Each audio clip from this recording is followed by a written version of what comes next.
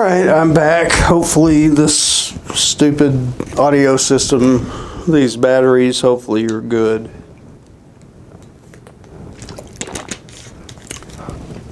All right, so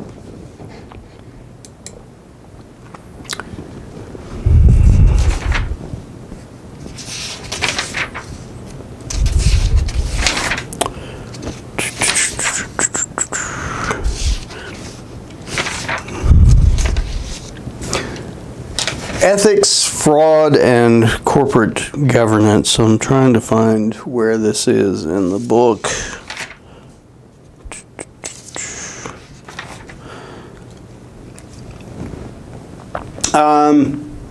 I mean, you see the heading, but I mean, we've talked about some of these things.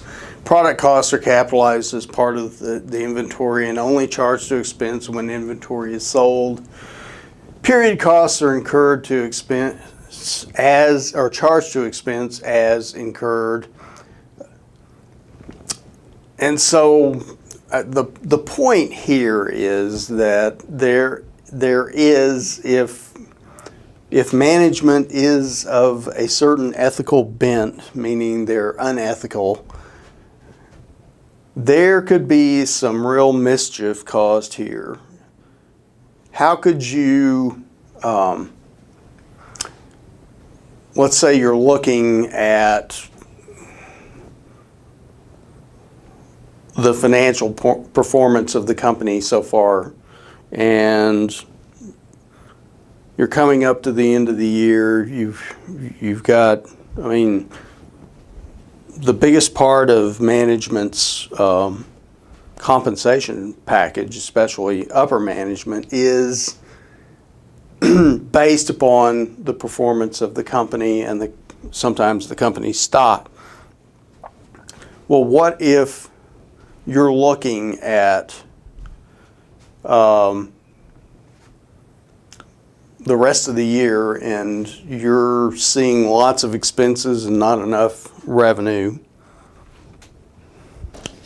Got too many expenses. What could you do? Well, what you could do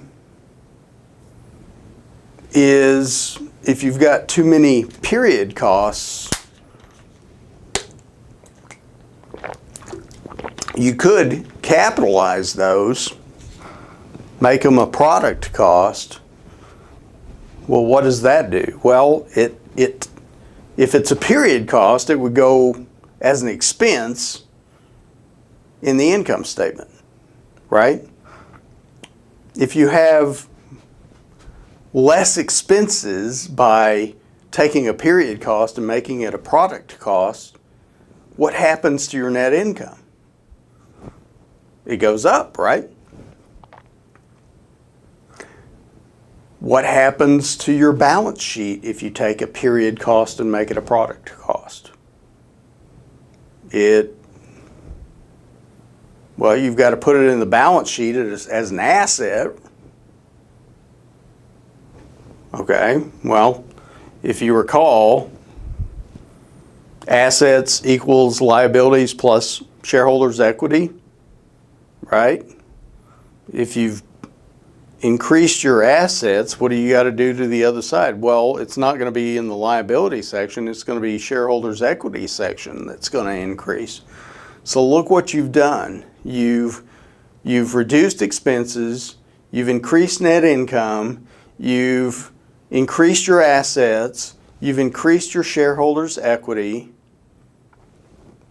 Hey, I get my bonus.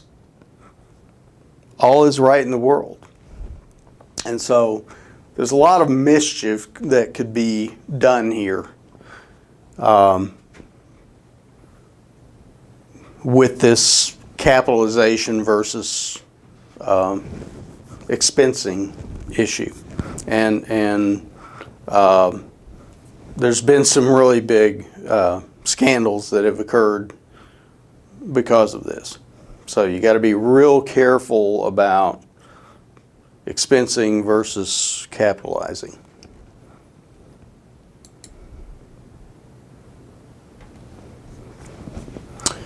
And again, inventories of a manufacturing business, we talked about this. Raw materials, that's inventory on hand and available to put into production. Once it's put into production, it becomes part of the work in process inventory.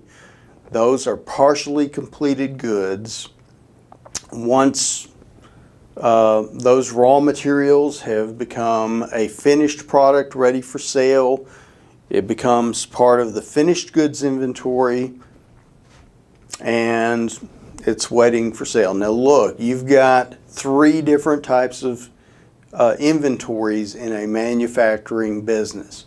Raw materials inventory, work in process inventory. That's the stuff that's still in progress. It hasn't been finished yet at the end of an accounting period. And then anything that's been finished by the end of the accounting period but hasn't been sold becomes part of finished goods inventory.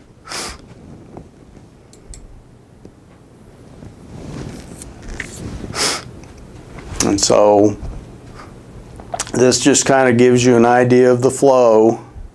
You've got your materials, raw materials inventory that you've made through direct purchases. Once it becomes part of the work in process inventory, or once it becomes part of the manufacturing process, it moves from raw materials inventory over to work in process inventory. To that, you're going to add your direct labor. That becomes part of the work in process inventory, and so does manufacturing overhead. Once the product has been produced, it moves from work in process inventory over to finished goods inventory, and once it's sold, it becomes part of your cost of goods sold. And of course, there's a corresponding revenue once it's sold as well.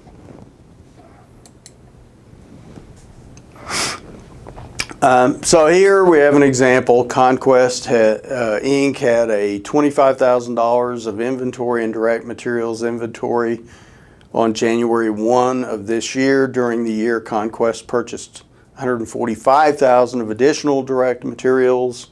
As of the end of the year, this company had $20,000 of direct materials still on hand. How much direct material was placed into production during the year? So probably the best thing to do to figure this out, my personal opinion is the use of T account analysis is the best. So you start with $25,000 of direct materials in inventory.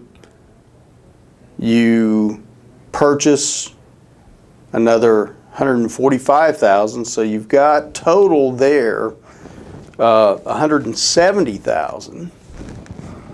And then at the end of the year, what you have left in direct materials is $20,000. So what you do is you add the two, 25 plus 145 for 170, and you're going to subtract from that $20,000. So how much direct material was placed into production? The difference between 170 and 20.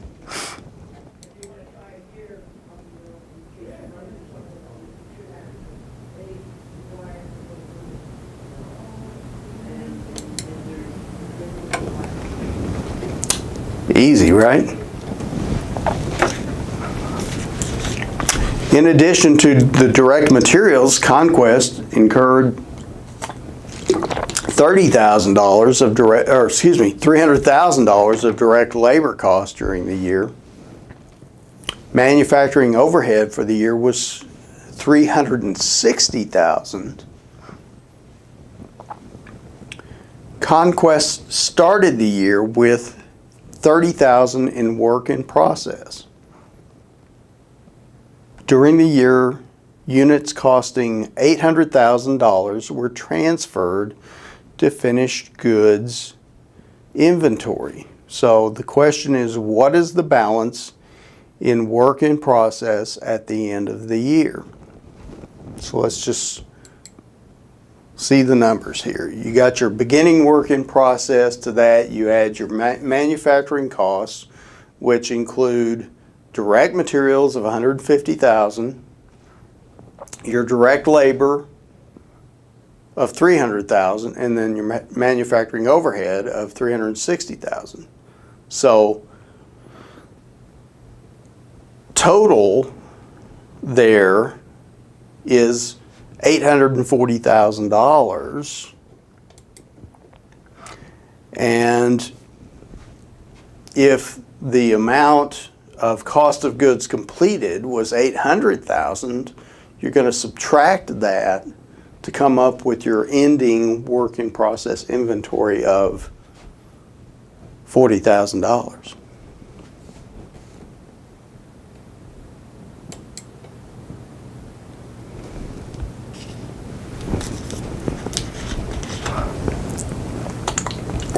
And again, we talked about this before.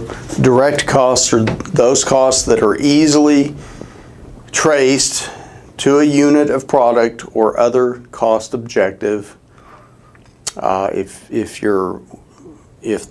the material is directly part of the product and can be accounted as such, it becomes part of direct costs. Same for labor.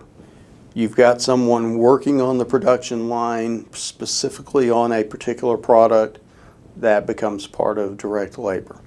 Indirect costs are those that cannot be easily and conveniently traced to a unit of product or other cost object. That becomes part of manufacturing overhead.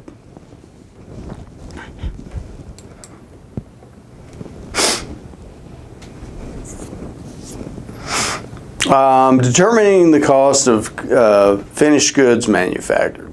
And so a schedule of the cost of finished goods manufactured is prepared to provide managers with an overview of manufacturing activities during a particular period.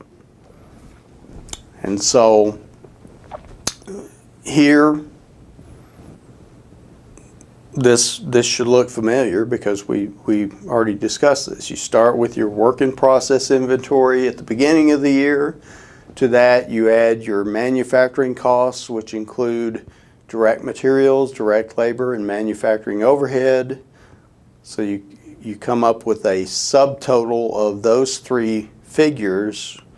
Those are your total manufacturing costs. You add the work in process at the beginning of the year to your total manufacturing costs during the period to come up with total costs of all work in process during the year, and then from that you subtract your work in process at the end of the year to come up with cost of finished goods manufactured, or what some just call cost of goods manufactured, CGM.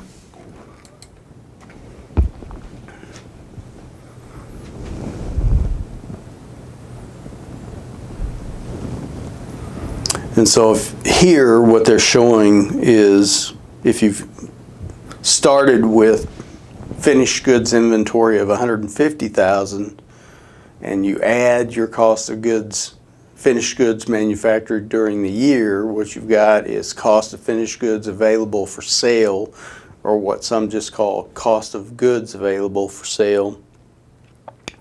And then from that you would subtract your ending finished goods inventory to come up with cost of goods sold.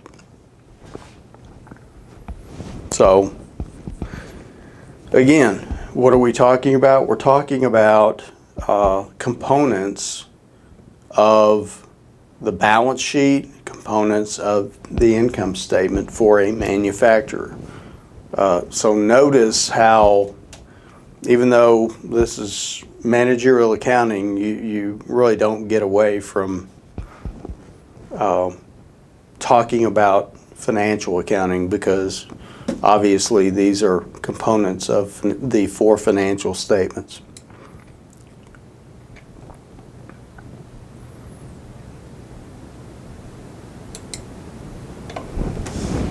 And so income statements for a manufacturer as well as merchandiser look different. Here you have this new thing called cost of goods sold. If you're a service company, you don't have cost of goods sold. You just have sales and then your operating expenses and other expenses. But for manufacturers, for merchandisers, you have a cost of goods sold. And so sales minus cost of goods sold equals another new concept called gross profit. And then from gross profit, you take operating expenses. That's all that's sales and general and administrative expenses.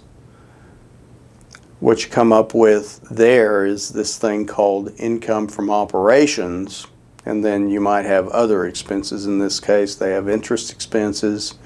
If so, you subtract that from income from operations to come up with income before income taxes, and then you drop your income tax expense to come up with, subtract that to come up with net income.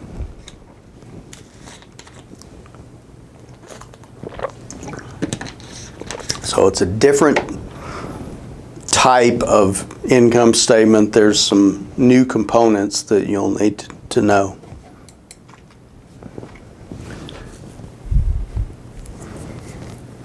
In the balance sheet, you've got, under inventory, you've got these 3 types of inventory for a manufacturer.